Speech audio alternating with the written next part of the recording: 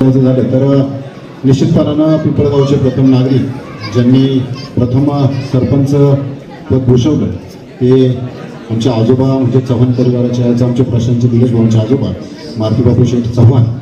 एक आज 3-4 पिढ्या झाल्यानंतर सुद्धा हे नाव आगरी सरांनी घेतलं जातं, कारण त्यांचं 8 मुलांचं जे कुटुंब आणि एक आमची आत्या कुटुंब कसं टिकवायचं, कुटुंब व्यवस्था कशी ठेवायची, निश्चितपणानं तो बाबांचा दरारा आम्ही आमच्या डोळ्यांनी पाहिलेला आहे. आज समाजात काम करत असताना निलेश भाऊ असतील, आमचे प्रशांत भाऊ असतील, मिलन भाऊ असतील, आमचे पद्मकर भाऊ असतील, प्रशांत भाऊ एक उत्कृष्ट पद्धतीने आज समाजामध्ये काम करतात. मंदिराच्या बाबतीत जे काम करत असताना नुसतं राजकारण नाही, परंतु त्यामध्ये समाजकारण आणि धार्मिक कार्य हे देखील अग्रेसर भावनेने या ठिकाणी करत असतात. राजवीरच्या बाबतीत आज त्याचा हा वाढदिवस आहे, त्याला जरी शुभेच्छा कळल्या नाही तर मगाशी अनेक जणांनी उल्लेख केला की निलेश भाऊने अतिशय नाव हे छान ठेवलं.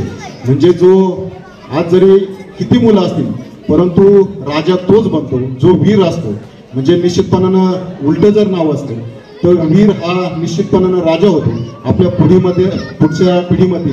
मगाशी आशाताईंनी सांगितलं की कोणीतरी समाजाची सेवेसाठी एक त्यांनी मगाशी बोलताना सांगितलं की पुत्र व्हावा ऐसा गुंडा ज्याचा तिन्ही लोकी झेंडा, असा पुत्र निश्चितपणानं आपल्या चव्हाण कुटुंबामध्ये हा होणार. निश्चितपणानं यामध्ये तीळ मात्र शंका नाही, कारण त्यांचं जे आपण म्हणतो बाळकडू निश्चितपणानं चव्हाण कुटुंबाच्या याच्यातून ते पुढे येणारच आहे.